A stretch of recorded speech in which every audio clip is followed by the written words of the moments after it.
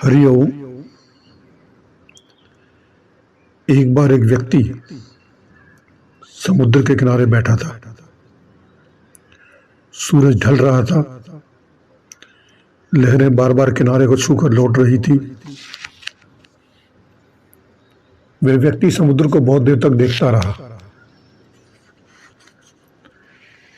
तभी उसके मन में एक प्रश्न उठा। इतनी सारी नदियां, इतना सारा पानी, फिर भी समुद्र कभी बेचैन क्यों नहीं होता? अपने किनारों को क्यों नहीं तोड़ता? उसी समय मानो भगवान श्री कृष्ण का संदेश उसके भीतर गूंज उठा। वह संदेश था अध्याय 2 का श्लोक 70। आपूर्यमाणं चल प्रतिष्ठम समुद्रमापय प्रविशन्ति यद्यत्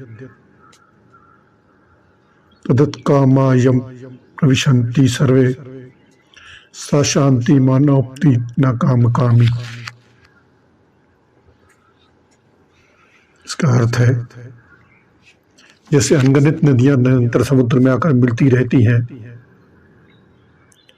फिर भी समुद्र अपनी मर्यादा और स्थिरता को नहीं छोड़ता। उसी प्रकार जिस मनुष्य के मन में अनेक प्रकार की इच्छाएं आते हुए भी वह विचलित नहीं होता, वही सच्ची शांति को प्राप्त करता है। लेकिन जो व्यक्ति इच्छाओं के पीछे भागता रहता है, वह कभी शांति नहीं पा सकता।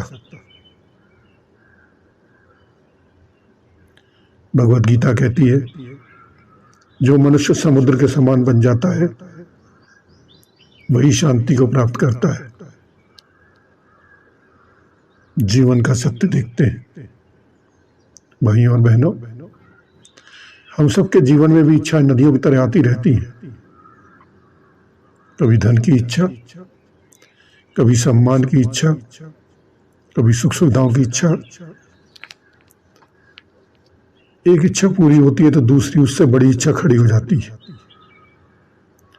और हम सोचते हैं बस यह मिल जाए फिर मैं शांत हो जाऊंगा। लेकिन सच्चाई यह है, इच्छाएं कभी खत्म नहीं होती।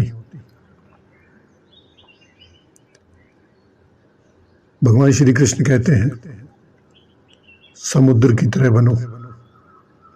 नदियां आती रहेंगी, पानी बढ़ता रहेगा, लेकिन समुद्र अपनी सीमा नहीं छोड़ता। उसी प्रकार जीवन में इच्छाएं आती रहेंगी, और यदि हमारा मन स्थिर है तो हम भीतर से शांत रहेंगे। इस संसार में हर व्यक्ति दौड़ रहा है, कोई धन के पीछे, कोई पद के पीछे, कोई प्रसिद्धि के पीछे। लेकिन जितना वह भागता है उतनी ही उसकी बेचैनी बढ़ती जाती है, क्योंकि वह इच्छाओं का दास बन गया है। गीता कहती है, जो इच्छाओं का दास बनता है उसे कभी शांति नहीं मिलती। लेकिन जो मन को समुद्र की तरह विशाल बना लेता है, उसके भीतर ऐसी गहराई पैदा हो जाती है जहां कोई भी तूफान उसे विचलित नहीं कर सकता। इसलिए भगवान श्री कृष्ण का संदेश बहुत सरल है। इच्छाओं को रोकना जरूरी नहीं है, लेकिन उनके पीछे भागना छोड़ दो। अपने मन को समुद्र की तरह गहरा और स्थिर बना लो।